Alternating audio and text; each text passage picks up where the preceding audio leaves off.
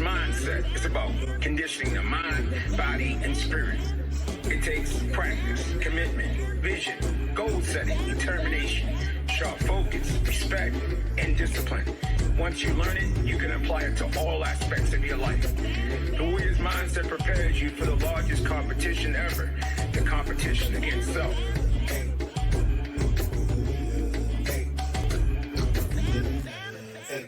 All right, we want to welcome you to the Warriors Mindset, where it's all about digging down deep, flipping the script, and taking your mind, body, and spirit and using it as an opportunity to unite as one, move forward, and use these 12 principles, these 12 steps to do the best that you can possibly do. None of us have reached our full potential yet, but once you tap into this Warriors Mindset, which we all have, that's the one thing that we all have in common. We all know that the warrior lives inside of us. We just need somebody to turn it on. And that's what the Warriors Mindset is all about, is turning on that motivation, that inspiration, and that opportunity to live to your full potential. Yes, sir. So, Mr. Anthony, talk to us, sir. Give us a brief little introduction and say hello to everyone for me. Hello, everyone. My name is Anthony Taylor. My current profession is I'm a parole officer. I've been doing it for approximately 24, coming up on 25 years. I am an athlete, avid athlete, retired, so to say. But I am a wrestling official. I'm a life coach. I am a Masonic brother, which is I'm a Mason as well as a Shiner. I've been doing that for closely approximately about 20 years as well. And I'm an advocate of making sure I support all programs that are designed to help our kids get through their situations. So, tell us what made you choose that field, that, to become a parole officer to help people? Well, it kind of chose me, actually. I grew up in rural Alabama, raised in Ohio, had an opportunity to go to the military. After completing the military, I got a chance to go to a junior college in California for wrestling, and fortunate enough, got a scholarship to a 4-year institution. And upon completing that 4-year institution, ended up coming out here to Washington, D.C., where I was fortunate enough, my first job was working at the Charles Hickey School as a youth counselor. And from that experience, kind of fell into this probation and parole thing, had the opportunity and presented itself. And here I am. So tell me, it is strange, like, how God brought us together. Here I'm a guy who made so many mistakes, but based on circumstances. And now to be able to have friends and relationships with people that I think even in the state of the world, we are against those in authority, maybe because of miseducation. And I'm going to say that because of miseducation, and maybe because we don't realize, even when I was coming up, the police officers, the probation officers, the parole officers were just regular everyday people that was working. That's the industry that they chose to go into to help people. And they were helping us back then. And because of that, those people, even when I made that last mistake, I wouldn't be who I am today without those in authority that's saying, look, God created you to be better. I'm here to help you be better. I'm not here to beat you down. I'm not here to exploit you or destroy you, but to help you.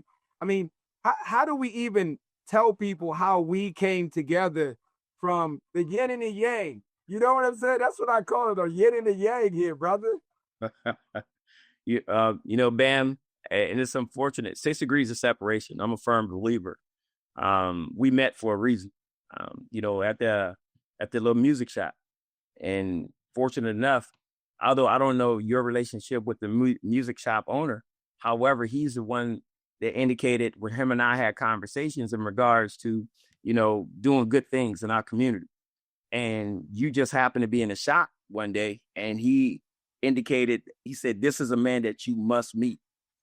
So that's how we got started. And I think by chance, but I've seen you in the past where I've heard of you. I've seen your dojos. I've seen those names, I'm saying? I was always familiar. I had friends that were participants within your programs. So we never had a personal relationship, but I knew of you. And so just by chance, we had a chance to have a face-to-face contact at this particular music shop. And And good, I'm sorry. and here we are. And you got me getting emotional, man, because I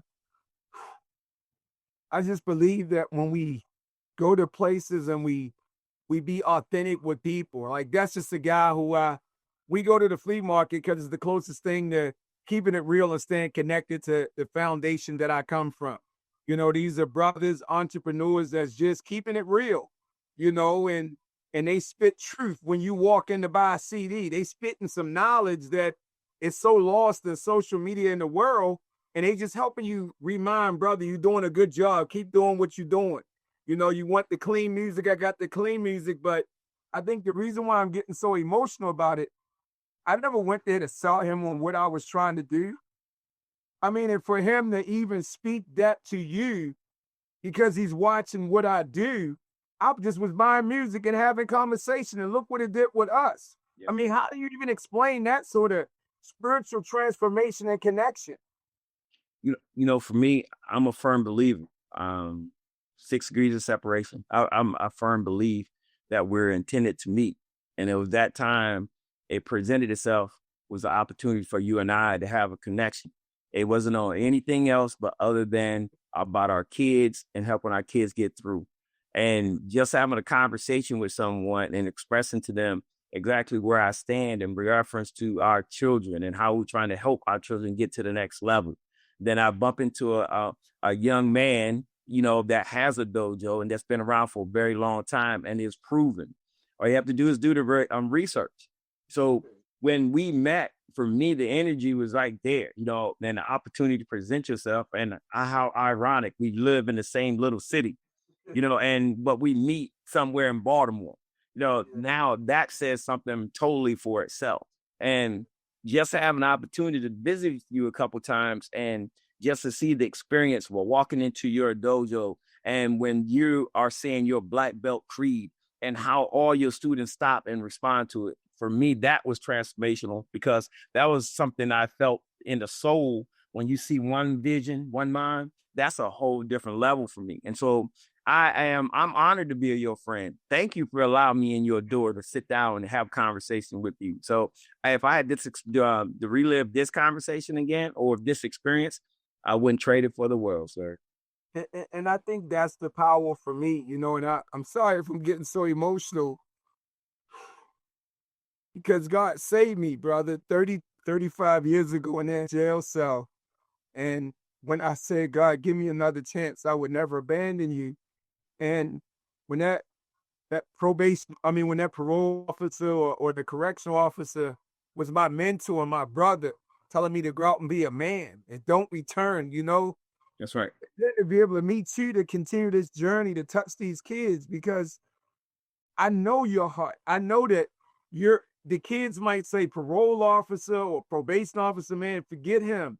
But that's not who you are. That's just the title they put on your heart.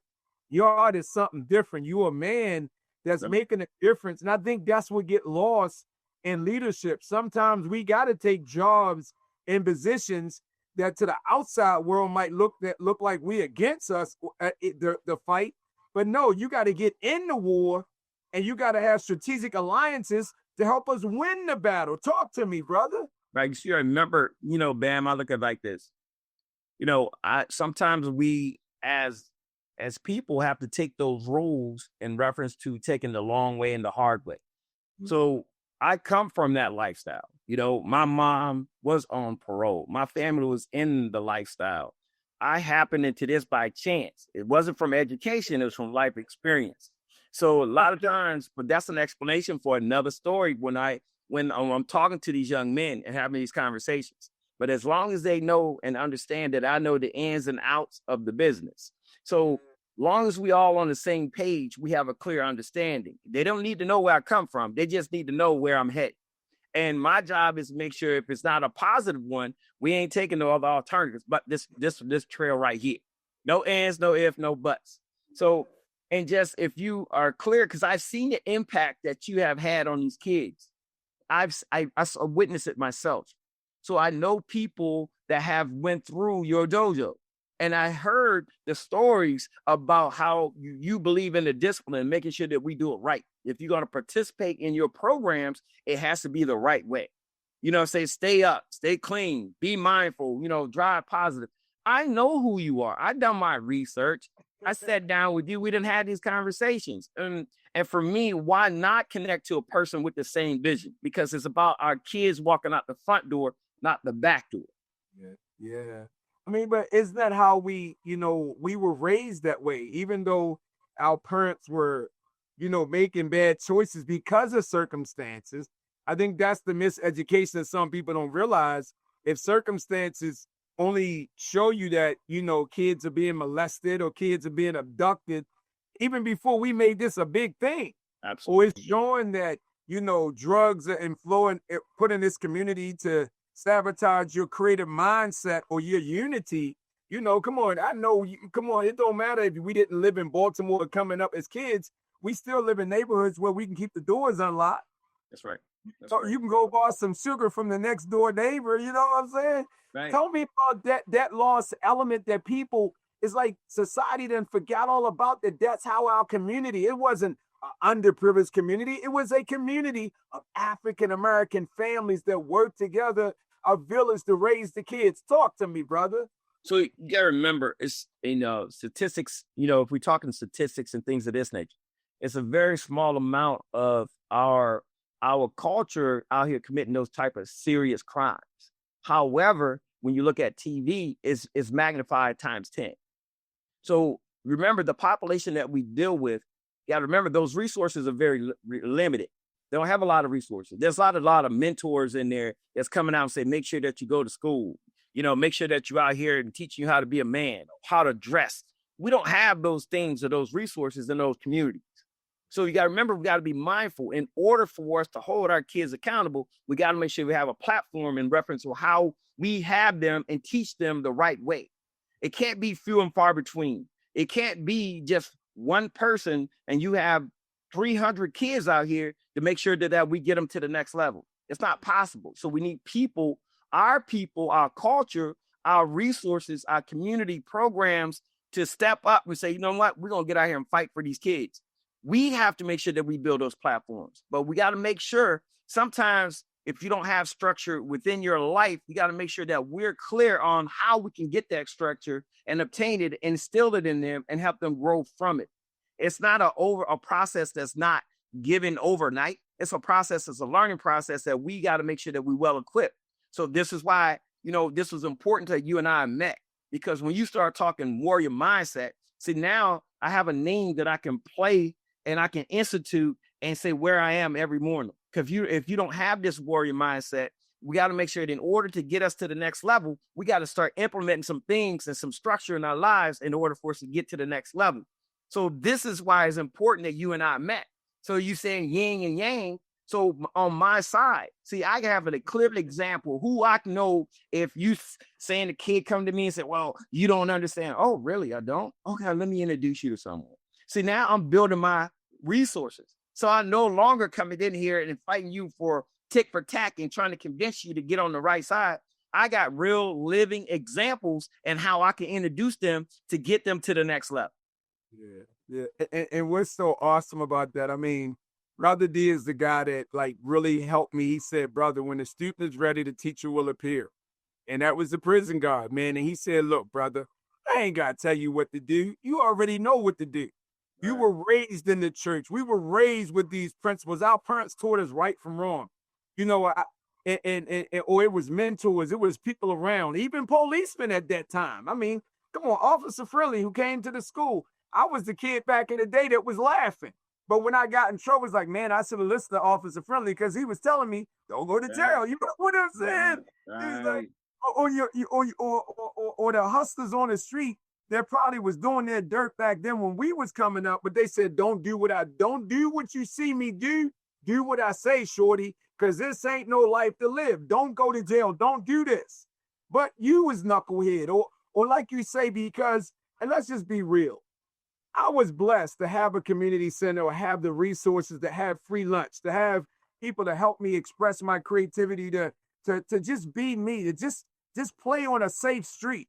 not a street where bullets was going to be flying on the playground to make you afraid of going outside, or adults are around you getting high or doing all this stuff. We were around, just a chance to be kids. But somewhere along the way, an era came where it took all that funding away. It took everything away. We had no place to hang up or what? On the corner. That's right. I mean, talk to me about that change in our cultural dynamics. I know you know what I'm talking about. Oh, man. Bam, it's essential for us to have a safe place. So we don't have any safe places anymore. And you're absolutely correct. There's no rec centers out here that's taking our kids anymore. There's no one guiding us and say, okay, you know what? This after school program can help you out in reference to keeping your kids safe and off the street and keeping them busy. You got to remember the schools are not even allowing these type of programs to happen anymore. The resources are very limited in reference to introducing our kids to this type of lifestyle, so they have a way to say defuse, deprogram, because when you walking through a neighborhood, which is a jungle for them, you know what I'm saying? Because remember, it looks safe from the outside looking in, but you got to remember our streets are numbered, and those streets belong to someone, and they claiming that. So if you walking through there, that you in a whole different type of world. But if you outside looking in, you still looking at a street that's quiet. But you understand, it's a war zone for some of our young men. But we need to get back to the old school principles and where we have these safe places where our kids can go and have a great time without any limitations or being skeptical of walking out and something that's happening. You know what I'm saying? It's happening to them while they're on their way home. We say those little dojos. See, we need those little dojos. See, that's a safe place, because the experience when I'm walking into your programs, I don't see no fear on not one of those kids' spaces.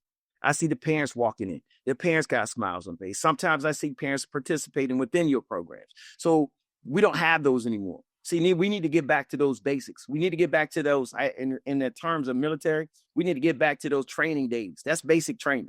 See, we done forgot about what we need to do to keep our kids safe. So we done fell into this false sense of security, snitches get stitches and things of this nature.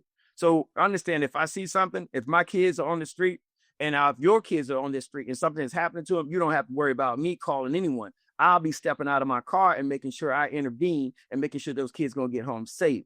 We need to get back to our basic training, get back to that little basic warrior mindset, because as our parents used to tell us, protect those kids. Make sure those kids get home. That's how we need to get back to our basic training in reference to making sure that we reinstitute our mindset, our warrior mindset, and getting back to the basics with our kids and get them to the front door. No ands, no ifs, no buts. And you said something that was so powerful, man. This is like so emotional, brother, because once again, God do things that we never think is possible. Time, it's orchestration, And so when you were talking about, once again, being able to tell this kid, because we know when we came up, that's what kids do. We're going to buck the system. We're going to rebel. At some level, mommy say, don't do this. You're going to try to rebel in your own little way. But the one thing we did know back then, if you was learning from a wrestling coach or somebody he probably didn't even know martial arts, but he knew that whatever you was doing, shorty, is nice. And I'm going to support it. Keep doing it. I might not know martial arts, but I'm going to give you a safe place to do what you think you're doing right now. And that's what they did for me. But you knew this guy was real. He was like, look, don't play me, man. He like, look, I'm here for you, but you disrespect me, I ain't gonna let you get away with that. But now we're in a society where you telling the leader, well, you can't discipline. How you gonna have structure without discipline? The consequence of you not abiding by the laws and the regulations is the consequence, homie. So if you can't follow that, then you're gonna get the consequence. I always tell kids, I'm like, look, you cuss at me, I'm gonna cuss back at you. I told you not to cuss. Mm-hmm. Now I'm giving you this pass. I'm not gonna cuss at you, but you cross that line of disrespect. You put your hands up and say you're gonna hit me. Well, shorty, you ain't gonna win this fight, so let's not go there. I mean, I'm not trying to be disrespectful, but when you take that sort of like realism or that sort of assertiveness of who that leader is away from that leader, and saying, look, turn the other cheek because of what they do. Just keep turning. You come across as a sucker to these kids. So don't keep on listening. They don't register with weakness. They register with, I call it tough love. Talk to me. I mean, what's So, your take on that? this is an everyday thing for me with, the things that you're talking about. Structure is everything for me. In reference, so when a young man comes home, he sits in front of me, bam, the thing is to give him a game plan. We're going to come up with a game plan. And we're going to say, these are the necessary things to get you to the front door.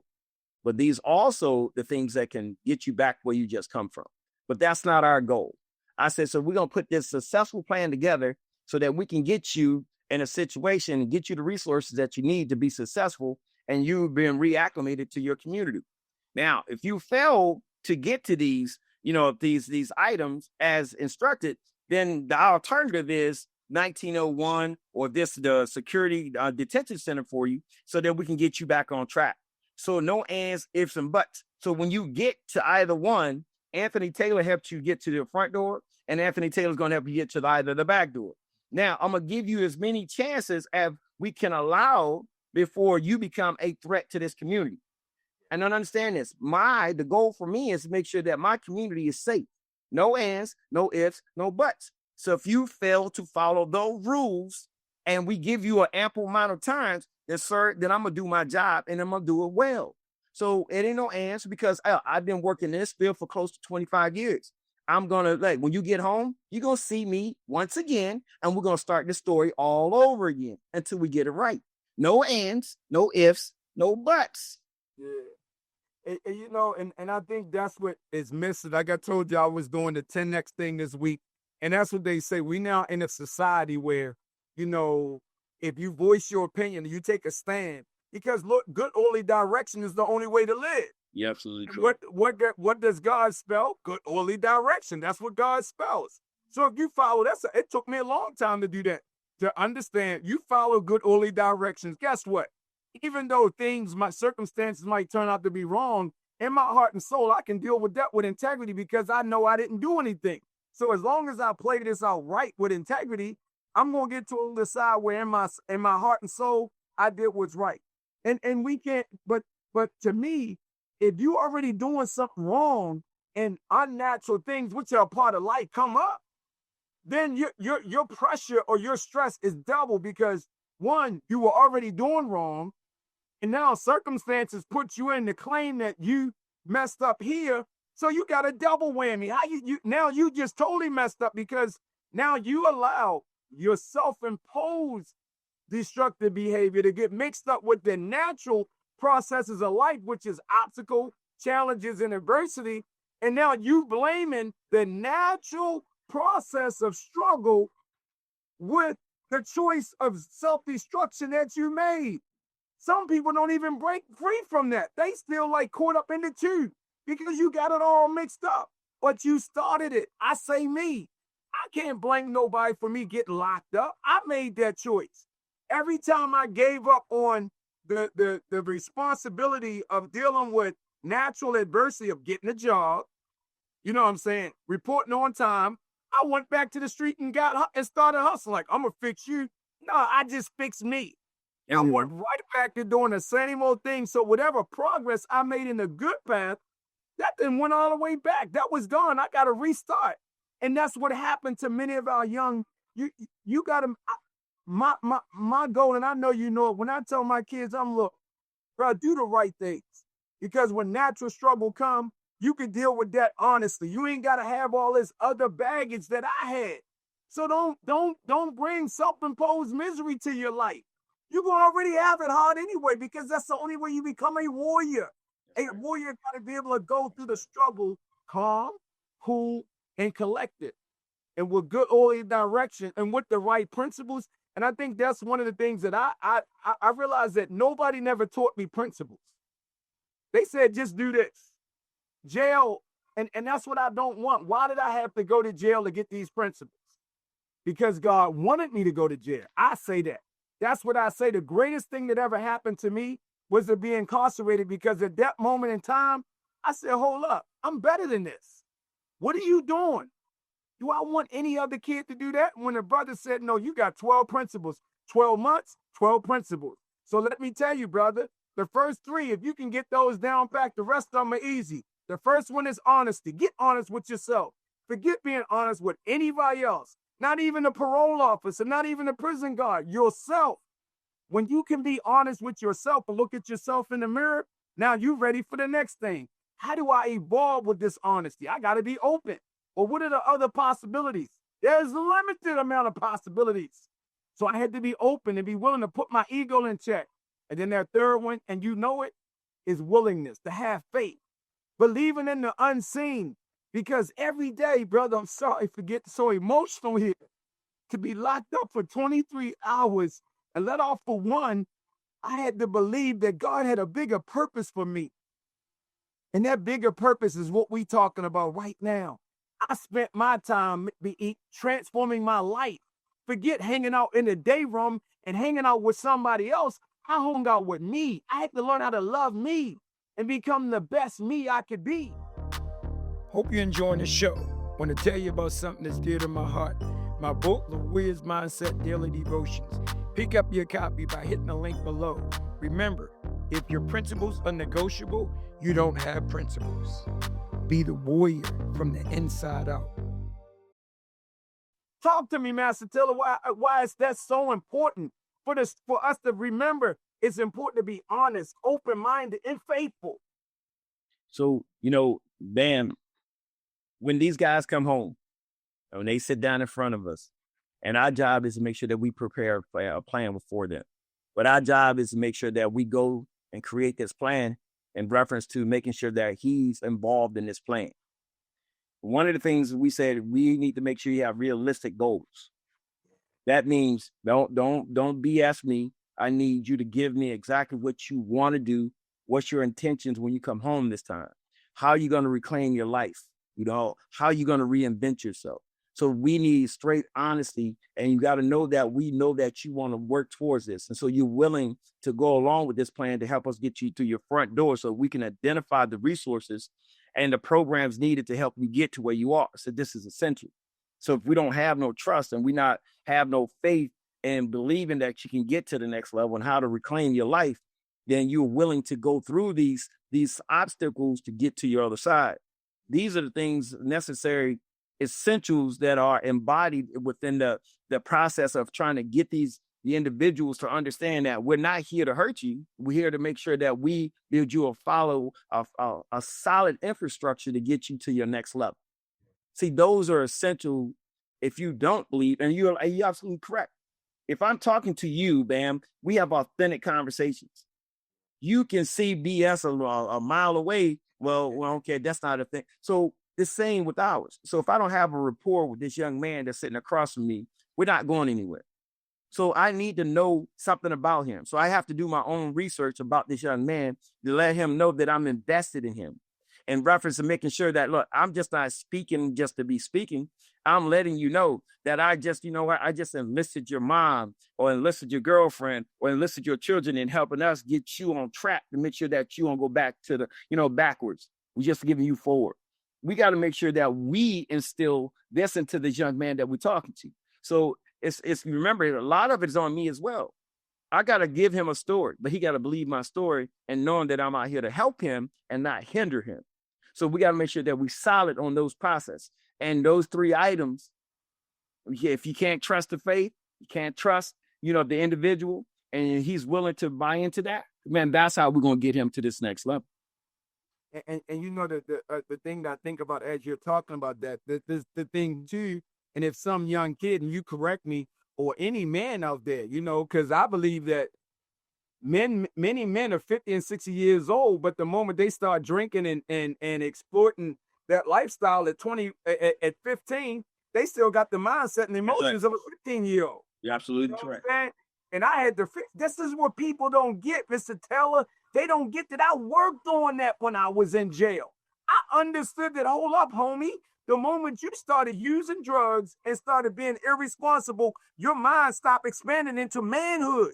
Exactly. So you got to relearn this process. Start working as a man right now. Get a job in the kitchen, in jail, getting paid $1 an hour, and report to that job just like you reporting to $1 million job. And when I did that, now I can run a business because I did that at the lowest level of my life. And not being influenced by the guys around you in the day room. you out on the playground just hanging out. No, I'm gonna work out. I'm gonna run the yard until it's time to go back in. I'm gonna go wherever God is talking about, be it the nation, be it Christian, whatever God is at, I'm there. And I'm an independent being of God. I'm not committed to no man's interpretation of what you're trying to tell me, because I got to get me together. I got to make sure I can wake up every day. And when I walk through that count or I walk through that kitchen, I need you to respect me, not fear me, but respect me, because I got a spirit of light that's saying, look, I want to go home and get my son. I want to go home and get my kids and make sure that they don't come here and be like me. And I can't be no realer than that. And I think people, when I be saying it, Mr. Taylor, they think I'm joking. They think I'm making this up, man. I had no choice. I didn't want to go back. I mean, what do you feel when I'm saying these emotions? I mean, because you deal with so many guys that don't get it or never did what I did. You know, Bam, but also not only speaking with individuals that are coming home and returning home to their families, but I'm also talking from a personal experience. But when you grow up in that household and you see how those things work, and we as kids, I still remember, you know, our dreams were to become policemen, firemen. Those are our dreams as kids. And along our journey and growing up, it becomes diluted, because now you're focusing on what's in your neighborhood. You know, now I want to be like Pookie and Leroy, because Pookie and Leroy is driving Cadillacs and they live in the projects. So you remember, our dreams get diluted along their journey. So, and then we get blinded because now we're not looking outside those walls anymore. We're only looking from within. So you're absolutely correct. So now when these kids are coming home and these young men are sitting across from me, now I got to sell them a story and try to break those bonds of from looking for within, start looking from without. So we have to make sure that we set the table. But if our table ain't steady, they're going to fall back on whatever they was used to. So my job is to make sure I'm a steadfast pillar sitting in the middle of the table. Ain't no ands, no ifs, no buts. This is firm but fair. So when it comes to a head, then I got to make sure that I prevail. And the structure and the things that I put in place for these young men, it's going to be a solid way for them to say, you know what, I still choose to move forward, not backwards. So it's hard to break those chains. We call those chains generational curses, you know, because we are always going to fall back on something that we're familiar with. Our job is give them a platform, build a platform so they can stand on it and give their so-called friends a hand and move them up to the same level where they are in reference to moving out and moving on. We ain't moving back. Those are the things that we have to make sure we solid in. And I hear what you just said, because if we don't make sure that we have a goal setting process and making sure that we meet these steps, we're not going to win. This is a war I hear, and the war is about survival and saving our young men. If we don't bear down with a warrior mindset, we're not going anywhere. And you know, it's funny because as you're talking, I'm thinking about the motivation of the seminar with Grant Cardone, and they had Pitbull on here, and they said, Pitbull, tell us, you said that being an entrepreneur and an entertainer is all the same. And he said, yeah, it is the same, because an entrepreneur knows nothing but struggle and obstacle and adversity. You got to want to be an entrepreneur to be an entrepreneur. You got to be in the game. You know what I'm saying? Right. You ain't going. It's like you probably failed the business. You probably get a loan for $1 million and the business closed down and you owe the bank $1 million. That's business. And he said, with life, if you could take that same aspect and then great ideas to be a success, which our kids don't realize, and because so many people manipulate their weaknesses to make them believe something that's not true because they haven't did it. What kids don't realize, every great innovation starts with a thought. That's right. It starts with a creative freedom to say, hey, here's a problem. Let me write it out by myself and my higher power, and let me believe in this dream because it's my dream. Can't nobody else see it but me and God. That's right. So if I feel it and it can help, it can bring about a solution to a problem in the world, I got a smoker.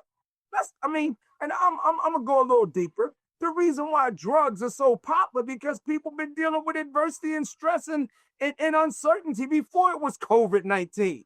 So if you can get a crack rock to hit it to take away the reality of your everyday life, what you gonna do? You gonna do that. Exactly. You know, and I think that's what we gotta hit. It's like when the brother D told me, he said, look, brother, don't tell me you ain't got no faith. You was out there selling drugs. You was out there getting high. And whoever gave you that package You had to believe that what in that package contained a substance that was going to change your mood and your spirit. That was faith, homie. So don't say you don't have faith. You just have faith in the wrong thing. Let's flip it. Now let's put faith in you. Let's put faith in your dreams. And then sit down and work on it. And most importantly, educate yourself. Pick up a book that reflects whatever you got to work on and read it firsthand. You want the raw? You want the raw on the street? Let's get the raw in knowledge. Don't sit in between the people that's talking. Sit right up here on the mic with the man that's talking to you and get his raw information. Yeah. Take that and internalize that. And brother, I swear to you from my heart and my soul, I know the warrior mindset will change you because I never thought I would be clean and sober for 35 years. Talk to me, man. Talk to me, Mr. Anthony. So you gotta remember, Bam, and I try not to get emotional because, the conversation that you and I had really means a lot to me because it touched me from a personal side and a professional side, and just having these conversations with you. So I have a lot of young men that came a long way and they've done some really good things, but no one is patting them on the back for it. But I do my best to do it every chance I see them. I'm going to thank them for they show up today on time. I'm going to stake their hand and say, thank you for coming today. I'm going to make sure I reinforce everything that they're doing on the positive side to stay on this side of life versus saying the backside or the dark side. I'm going to thank them gratefully every day. I will make sure I go out of my way to make sure that I thank them because you know why? They deserved it and they working for it. Because when you live in a jungle and everything around you is subjected to attack you at any time, and can you still continue to hold the faith as you know what? This is what I choose to do. I choose to stay on this path. I'm going to support that path as long as they keep moving on it. And do we fall left or right? Yes, we do. But we got to remember, we can get up as long as we get back in there and reinforce the things that we put in place to make sure that we stay positive, then we're going to help them do it. And we're going to build them an infrastructure. So every time they fall off that track, we're going to get down there and pick them up. We're going to dust them off and say, all right, you know what you got to do. Come on, keep moving. Because we ain't no one perfect. You're not perfect. I'm not perfect. Our job is to make sure that we build an infrastructure that we always have something to lean back on or something to hold us up when we are struggling. Because remember, that jungle is real. And if you living in that jungle and you got to walk out to the other side, then you got to understand it's a fight just getting to the sidewalk. Yeah. And I think that's what the world don't get. As much as we see it and it's been exploited, people don't understand. It ain't even about karate, wrestling, and boxing when you got to deal with life in there. It's like adaptability. With every second, you got to be able to smell it, see it, adjust and adapt and stay alive. And that's what I try to explain to people in martial arts. Yeah, I teach martial arts, but I teach martial arts with a discipline of making sure you can avoid that sort of adversity, because the end result of hurting someone or even thinking that you're the baddest cat on the world is devastating. Not just from possibly going to jail, but the emotional recovery inside yourself is devastating. So the greatest thing that we all want, and that's what people miss about those communities, many people just want peace. Even some of the kids there, they just want to wake up and just, go to school and dream. They just want to be like everybody else. But because circumstances and resources don't bring it there, and I hate this term, they keep on labeling them as underprivileged kids. I don't even understand what the hell that means. Underprivileged. You know what I'm saying? That's a mindset. So, and that's what we got, and that's what I had to realize when they used to call me deadbeat dad. I said, hold up, I ain't no deadbeat dad. And then I used to think it was cool to say, yo, I'm a product of my environment. Hold up, product of my environment? No, I'm a product of God. What the hell am I saying to myself? We gotta change the vocabulary that we have with ourselves. And most importantly, that warrior mindset, it represents total surrender to a being bigger than us. In our students' creed, it said, and I learned this when I was incarcerated, and at that time, because of my encounters, because of my negative choices with authority, I was blaming authority for my problems. But then I realized, I said, hold up. Respect the laws of mankind and live by the laws of the universal creator. That came to me in my sleep. I said, that's the creed.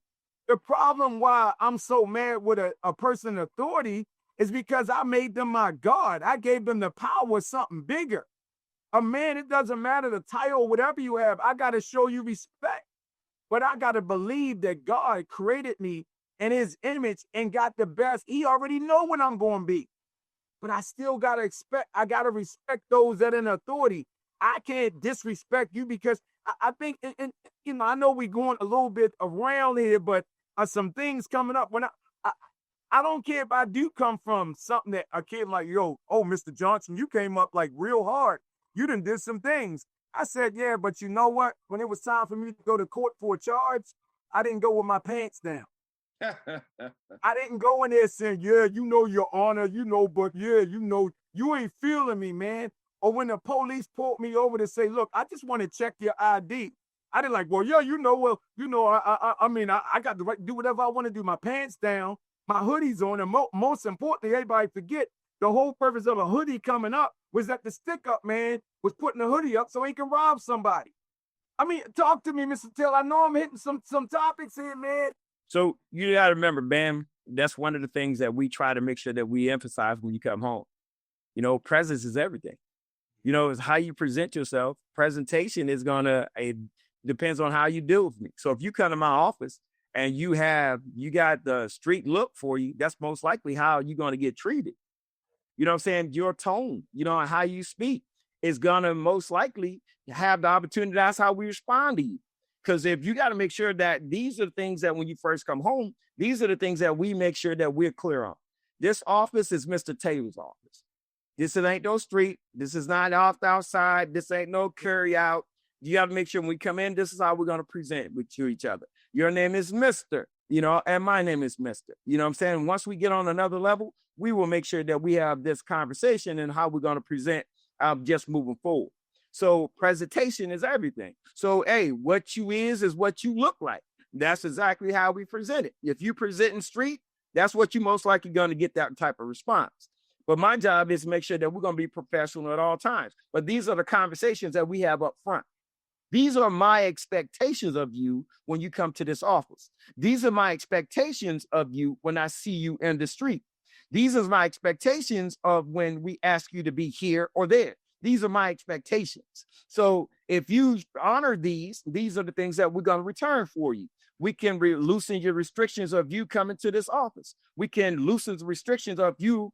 If you have a job, you know what? Then I will come to your job instead of you having to come to this office. These are expectations that we give you up front. This a yin yang. Well, let's get back to the basics of it. I respect you as long as you respecting what we have to develop with each other. These are the things. So I want to treat this young man as a man. I don't want to treat him as a thug. I don't want to say at this gangster. I don't want those perceptions. I want a young man to sit across from me and is dedicated to changing his life and moving forward. When I see these little elements show its face, then you know what? Then I got to show my face in reference to make sure that we stand on track and let you know I see you. So don't sell me short. Don't buy me short. Don't sell me a smoke screen. I come from this, so I have a tendency to recognize subtle things. So I see those little gym shoes you wearing in. Oh, they only cost $600. I'm sorry. That little necklace that you got on. Oh, that's a $5,000 bracelet or necklace right there, right? Look at that watch. Isn't that a Brinkling? But you don't make any money. So how can you afford those? So you see where we're going. This is our trust process. This is the willingness to do the right thing and the faith that you're going to do the right thing and reference us moving forward. So we're going to trust each other. That means I'm looking at you and I'm saying, okay, I trust you to do this job in reference to making sure that you remain arrest-free, that you out here and work for a living, that you present yourself in a certain light. See, these are all my expectations of you, but these are conversations I have with you in the beginning, not at the end or not while we're on the journey. I'm telling you up front, and you got to listen to these things that you're going to always know exactly what you need to do to stay in first place. If it moves this way, I'm going to move with you. Just like the music said, if you move, I move. Just like that. But is that like, I mean, for us to think about where we at, because once again, we come from similar backgrounds. We just made different choices and now we come back together because God brought us back together for the sake of, once again, other men in the streets that people don't even talk about. Because it was another brother that brought us together, a brother that just doing what he doing to be the best man that he could be, you know? And but to understand that, to have that understanding of being a warrior and living by these principles, how important is that? Because the battle's not over for us. It don't matter that you are a parole officer. You still got the same struggles at certain levels of excellence that you're trying to get to as an entrepreneur, and it's not a racial statement, but as a black man in life as a whole, you still got the same struggles that we got. It's like, because there's certain things you got to continue to fight through and overcome just to be respected for just being a good human being that's trying to make a impact in life, in business as a whole. Talk to me. How important is that? So, Bam, there's 12 months in a year. And so when our guys come home, and my job is, it's 1 week at a time. That's how we're going to work. And once you get home, we're going to try to fall into this flow. Remember, a paragraph a day for a year is a book. And a lot of my clients, I try to make sure that we reemphasize that all the time. So I can track my movements every day, because something significant happened to me today. I can very easily had my first job interview today, had my first argument with my PO today, so that we can go back and change our behavior on a daily basis. Not just saying, okay, I've thought about it. No, you can track. So these are the things that we ask our clients that's coming home to make sure that you really understand. If you have a problem with Mr. Taylor, tell me what the exact problem is. I didn't like Mr. Taylor's tone. I didn't like the way he said this, and this. He said he was going to do this, and this. Clarify that to me so I can address my issues on my side, so we all see it the same. So I don't want to ever tell you something that I can't follow up on. If Mr. Taylor made a mistake, I got to be able to own up to it and say, you know what, I apologize for that. And you're absolutely correct. I did say that, and I'm going to fix it right here. So this is how we can map little things. So these are the things that we ask our clients. Make sure that you take detailed notes when you come to this office. Because if you see something that was wrong, then you can come back and present it to me, and then I got to rectify it on my side. So we're not all perfect. And I know sometimes I fall short in my expectations, or I may say something, and if I'm caught on the carpet, I got to be able to fix that. So this is where it comes back, where it's important, where this warrior mindset fits in. You can track your own progress as you go. So don't tell me what I thought. I don't want to hear anything about thinking. I want you to show me proof. If you show me proof, then I have to take corrective action.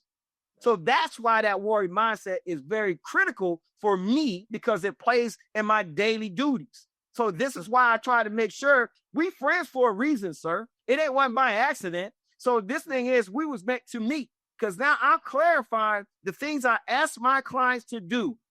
See, now I can reinforce it, because we're tracking every day our daily progress in reference to how we're moving.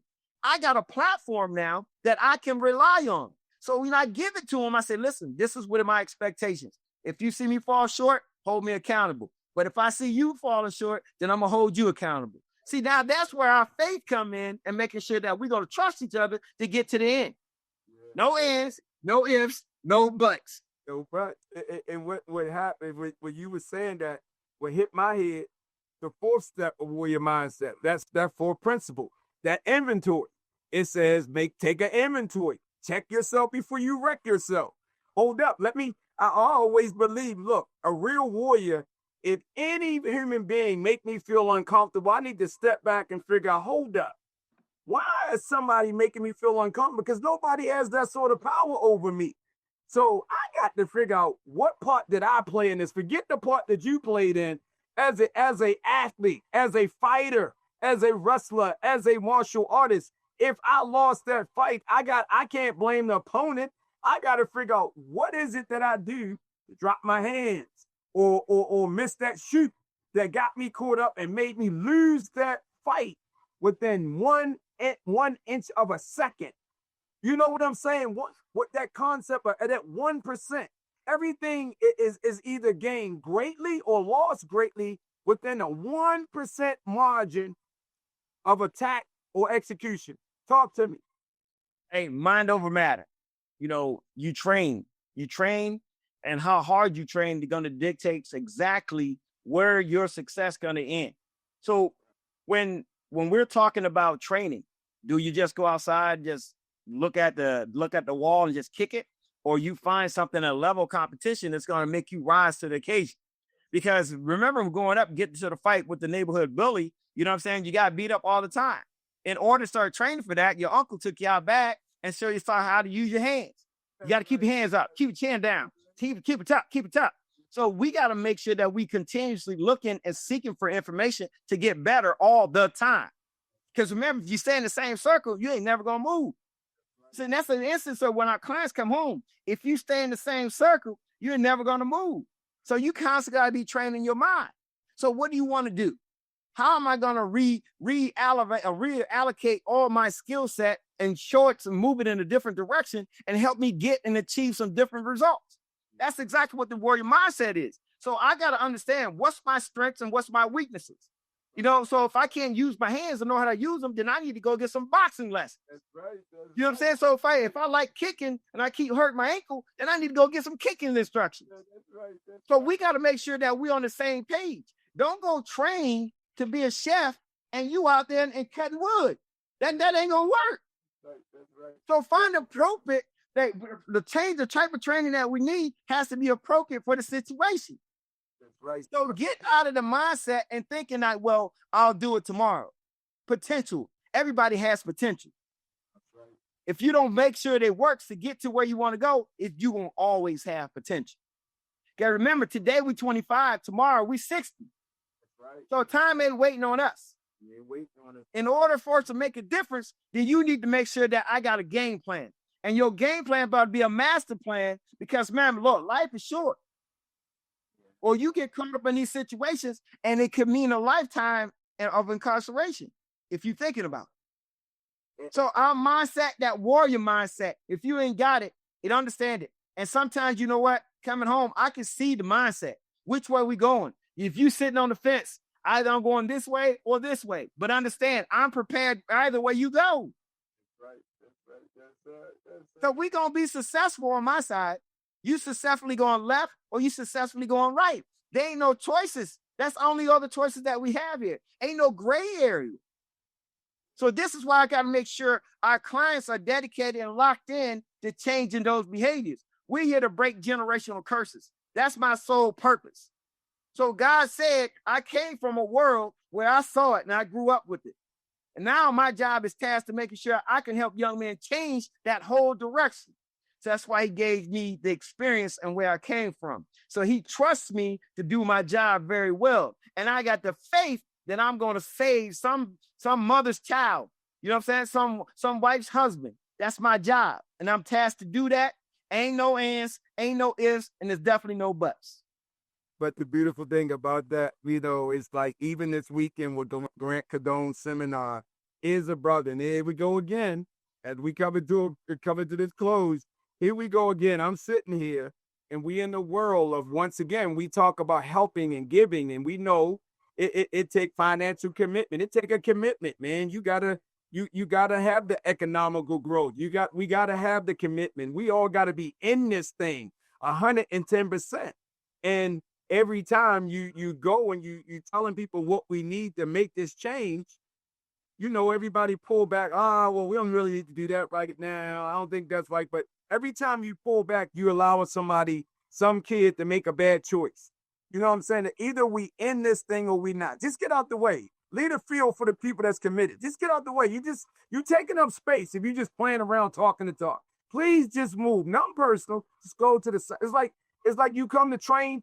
If you ain't willing to lose the first couple of matches, you want to cry to your mommy or cry to the coaches or have the rules changed to make you feel good. Go to the sport where everybody's a winner. But if you want to be a man, you want to be a woman, you want to be a warrior, let's suck it up and let's realize those defeats are going to make you a winner. And we still going to continue to be defeated as we move forward.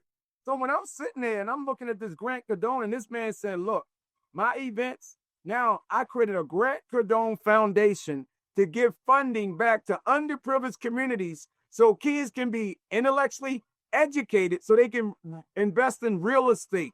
They can understand how to have a better life. Well, I'm not trying to be funny.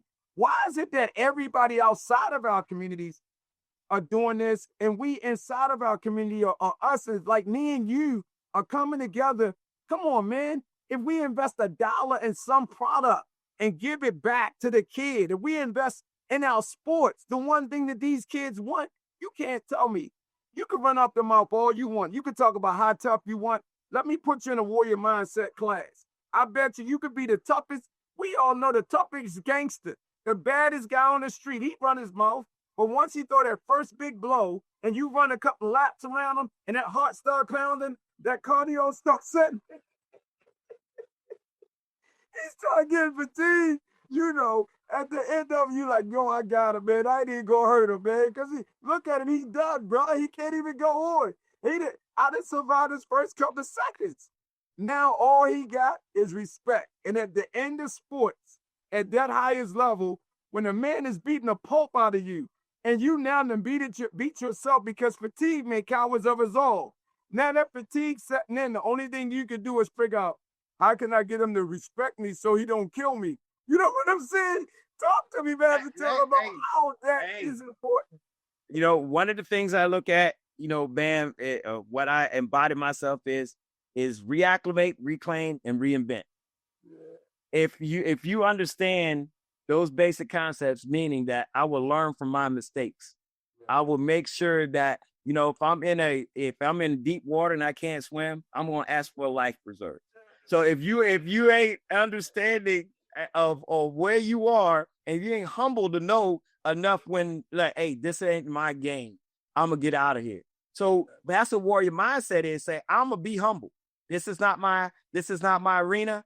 I apologize. But the next time you see me, you probably ain't gonna really like me because I'm gonna go train. So I'm gonna put myself in the warrior mindset and make sure that my body's always prepared. So I'm gonna make sure that I do those little things. And these are the things that we ask of our young men when they come home. Because once we track their homework from day 1 to day 10, when they complete, if they complete successfully, we go and have a whole conversation about where you began, where you started changing, how you start reinventing and reacclimating, and how you just reinvented yourself at the end. So those are the things that we talk about, because you can remember, if you're not patting them on the back for their accomplishment, we know what, somebody might not going to respect that down the road, and they just fall back on where they come from. So every chance that we give to say that you give that encouragement, you get them to the next level. And not only do we do that, we let his mom knows that. We let his girlfriend know that. We let the baby mama know that. Whoever he's in, enlist in his whole network and show them exactly what we need to do here to keep him on this track. So we're going to build the network for you. It called it infrastructure. If we get your infrastructure, you're going to keep on moving. So that's our job. So when I'm hearing you, like you said, if I punch that bully in his mouth, he ain't never been hit before, he in trouble. He in trouble. So this is why I'm laughing, because I wholeheartedly understand it.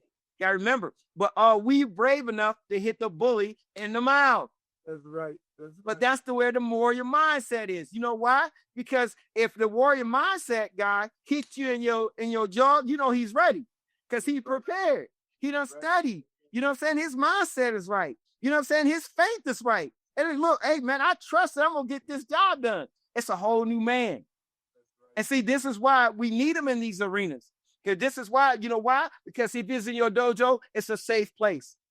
And it's a safe space for him to learn new things. And so it's going to be something that we can retain. Because if I have a young man, if he's working, if he's clean, if he's taking care of responsibility, I'm winning. I'm winning. So this is why it's important for this warrior mindset to keep on moving and keep on tracking, because we can track the progress, because it's self-initiated. Yeah, remember, the warrior mindset is self-initiated. So I can sit here and tell you every day, yeah, I'm a warrior. Yeah, I'm a warrior. Okay, tell me something about being a warrior. Well, you know, it's all, I don't want to hear all that. You show me your actions. Your actions tells me exactly where you are in your mindset. Because if you're training to do the necessary things for us to get you to the next place, then I ain't got to tax you how to start a business. I said, I ain't got to ask you all that because you're already in the process because you don't flow. You in here doing it. See, now you writing it down. You following up on the information that's been received. So now you executing it. Now you got a plan. See, now you got an infrastructure because now you should have, hey, is Anthony on your, oh yeah, he's one of your mentors. Oh, is Bam one of your mentors? So now we understand your track record of how you moving. We know what you about. Now, if I only see you every 6, 8 months, 10 months, oh yeah, I still got it. Man, I don't want to hear all that because I don't want to even get into that type of argument. Right. This is a systematic process of a continuum of just making sure that we educate ourselves. So we stay in, look, this is self-initiated. This ain't something that you go, no. The mindset is here. This is 24/7 because you on full throttle. Every time I talk to you, you excited. You calling me at 5 a.m. Hey, you should already be up already. You just should have been up for a job, ate breakfast and everything. It's time to go to work. That's a warrior mindset. You know, I mean, and I want you to, in closing, I just want you to, lead people about, you talk about the Little Black Book, the Warrior Mindset book.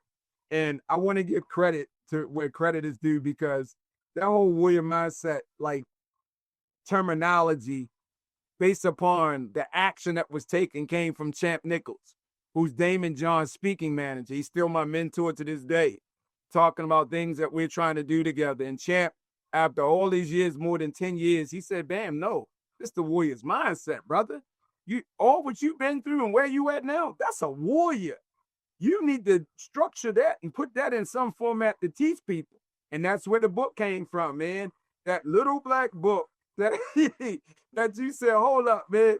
You tell the people, how do you feel about the Little Black Book, man? So it's a Bam. Look, you see, one of the things I don't think people understand, if you have structure, it's easy. It's laid out. And think about it. These are things that we do naturally on a daily basis. That Little Black Book said, keep track of all your goods, your bads, or indifference, and how are you going to work it out? Because if you track, and we're talking about like tracking on a daily basis if you really want to. So on Sunday, I can go back and see what I did all week and make corrective actions as I go. So a lot of times people need to understand, look, it's great to have a reference just sitting in front of you 24/7. Because if you want to make a calendar, I got my little calendars, look, I got 12 months. So hey, which phase am I in? So these are the little things that you can get so creative. You can put it on, I could put it on my Google calendar. So little things that you can do to track yourself and your progress. But it also gives me the inclination to make sure that when I'm at work, it also works here. So young man, you need to start tracking your, on a weekly basis. We're going to need to check in just to see that the things that we accomplished and the things that we need to get to and how we're going to work it out for yourself. You know what I'm saying? So remember, take your notes like I take my notes. So I need to know exactly what your notes reflect and see if we're on the same page. We can make adjustments. Right. You got to remember, tone is everything. You remember, if I talk to someone, I'm up here, they're not going to receive my information. So remember, this little black book tells you, like, you need to treat people like you want to be treated. Little things to make sure it makes you humble and keep it simple. Because my thing is, remember, I'm talking to a young man that done been through some things, that been traumatized. So remember, everything he interprets things in tone, and how the tone is received depends on if he's going to hear it or you just going to let it come out the other ear. So I got to make sure that that little black book is essential. I don't think a lot of people even understand it. If you have the opportunity to get one, I suggest you get one, because how I look at it, this thing is a game changer for me. Yeah. But that brought us to, and one little thing before you go, we just did a book together. I just got you to help co-write the commandments of personal safety. What's your take on that one? So, again, Bam, I appreciate you trying to give me, my thing is this. If you're asking me to give me my opinion or write some things in reference to how we can, this personal safety thing. See, these are things, and I thank you. And I see how you're always trying to help your brother get to the next level, because that's how Bam is built. And I appreciate you on that. But, for me, I'm going to continue, especially if I got young men out here just doing what you do, because it's few and far between. You're a strong brother. And the things that you're doing now, you've been doing your whole life. You just stretching it out outside of the martial arts world now.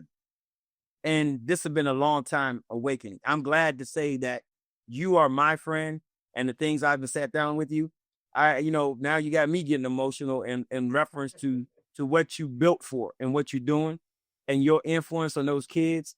I witnessed it myself, and I hope this world get an opportunity to see exactly what you mean to these kids, because the difference that you made, you and your family, your wife as well. So I need to include her in reference to your mission, in reference to saving these kids' lives.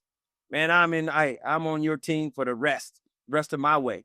So whatever you need from me, I'm going to support you. And I thank you for helping this young man, and in reference of building another platform to see how we can bring it all together and create one big world and making sure that we move forward. Man, I'm grateful for that.